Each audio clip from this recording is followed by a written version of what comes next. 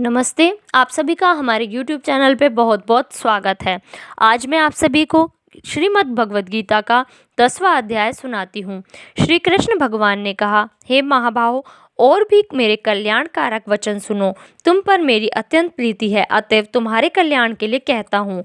मेरी उत्पत्ति का हाल न तो देवगण जानते हैं और न ही महर्षि लोग। मैं ही देवों और महर्षियों का आदि कारण हूँ। जो मुझे अजन्मा, अनादि और सब लोगों का ईश्वर जानते हैं, वे सब मोह रहित हैं। उनके पाप नष्ट हो जाते हैं।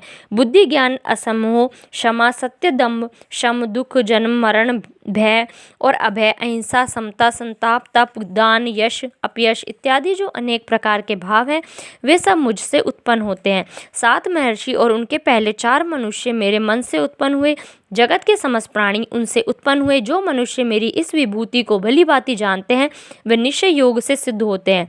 इसमें संदेह नहीं। यह जानकर कि मैं ही सबका उत्पत्ति कारण हूँ और मुझ में ही ये सबकी प्रवृत्ति होती है, विवेकी प्राणी मेरी उपासना करते हैं। वे मुझ में अपने चित्त और प्राणों को लगाकर एक दूसरे को समझते हुए भजन करते सदा संतुष्ट और सुखी रहते हैं। चित्त को सावधान करके प्रीतिपूर्वक भजन करने वालों को मैं ऐसा बुद्धि योग देता हूँ जिससे वे मुझे प्राप्त कर लेते हैं। उन पर अनुग्रह करके मैं उनकी बुद्धि में स्थित ही देदीप्यमान ज्ञान से अज्ञान मूलक संसारी अंधकार का नाश करता हूँ।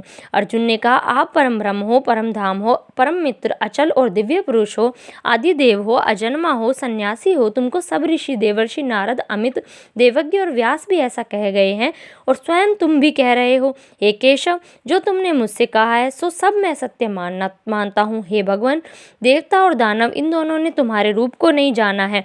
ये सब जीवों के उत्पन्न होने वाले भूतेश। हे देव, हे जगतपते, हे पुरुषोत्तम, आप स्वयं ही अपने मन को जानते हैं। अतएव आप अपनी उन विभूतियों का हाल पूर्णतः वर्णन कीजिए जिनके द्वारा आप इन लोकों में व्याप्त हो रहे हैं।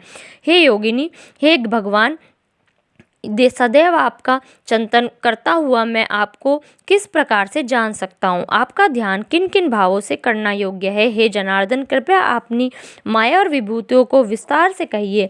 इस अमृत रूप आपकी वाणी को सुनने से मेरा मन तृप्त तो नहीं होता है। श्री भगवान ने कहा, मेरा विस्तार तो अनंत है, तो भी मुख्य मुख्य विभूतियों का मैं तुम्हें सुनाता हूँ।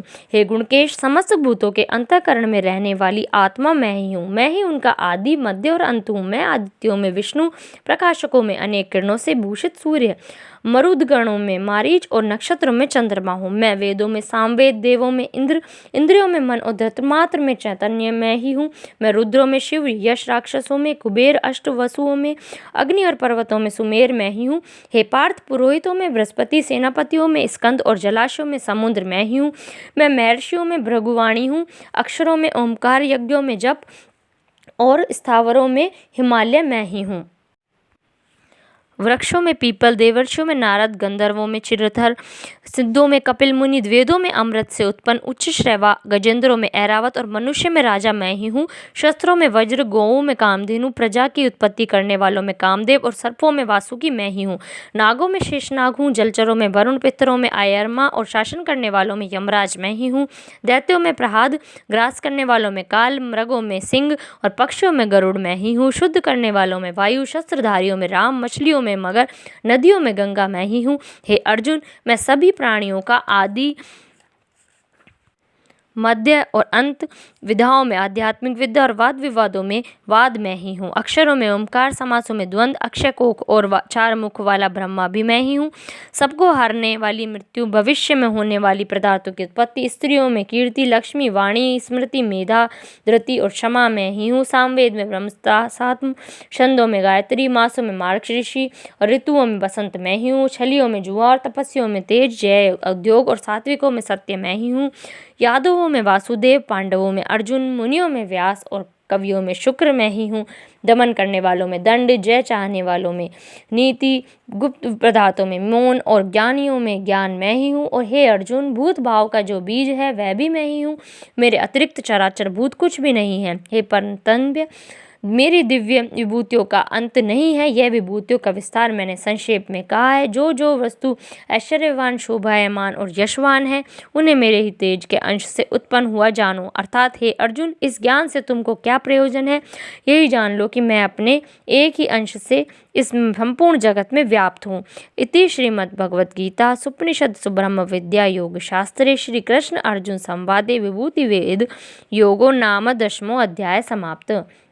10वें अध्याय का महात्म।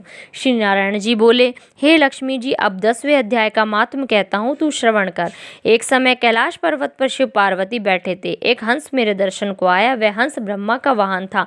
ब्रह्मलोक से मानसरोवर को जाता था। उस सरोवर में सुंदर कमल के फूल थे। वह हंस एक कमल को लांघने लगा। उसकी परछाई कमल पर पड़ी। वह हंस अचेत काल का होकर आकाश में गिर पड़ा। तब उसी समय उस मार्ग में एक गण आया।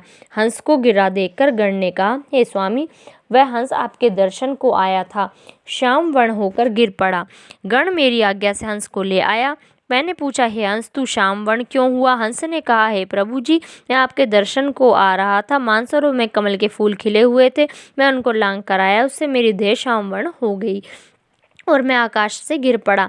कारण मैं नहीं जानता। ये सुनकर शिवजी हंसे। तब आकाशवाणी हुई कि हे शंभू जी, कमलनी से पूछो, वह कहेगी। कमलनी ने कहा, पिछले जन्म में मैं अप्सरा थी, नाम पद्मावती था। उस समय श्री गंगा जी के किनारे एक पंडित स्नान करके गीता जी के 10वें अध्याय का पाठ किया करता था। एक दिन राजा इंद्र का सिंहासन हिला। तब इंद्र ने मुझे आज्ञा दी कि तू जाकर उस पंडित की तपस्या भंग कर। आज्ञा पाकर मैं उस विप्र के पास गई और उस विप्र ने मुझे श्राप देकर कहा, हे पापिन, तू कमलनी हो जा। उस समय मैं कमलनी हो गई। तभी से मैं गीता के 10वें अध्याय का पाठ करती हूँ। उसी से मेरा तेज है कि उसको लांघने वाला काला होकर अचेत हो जाता है। तब हंस ने कहा कि मेरा यह श्यामवर्ण कैसे श्वेत वर्ण हुए और तूने इस कमल देह से छूटकर कैसे देवदेही पाई? तब कमलनी ने कहा, जब कोई श्री गीता जी के 10वें अध्याय का पाठ सुनेगा तब उद्धार होगा। तब उस पंडित ने सरोवर में स्नान कर शालिग्राम का पूजन कर 10वें अध्याय का पाठ किया। उसे हंस को और कमलनी ने सुना। तब उसका उद्धार तत्काल भया। हंस श्वेत हुआ और कमलनी देव कन्या हुई। धन्यवाद। इस वीडियो में बस इतना ही। यदि आपको मेरी वीडियोस अच्छी लगे तो प्लीज़ उन्हें लाइक कीजिए, शेयर कीजिए और मेरे चैनल को सब्सक्राइब कीजिए।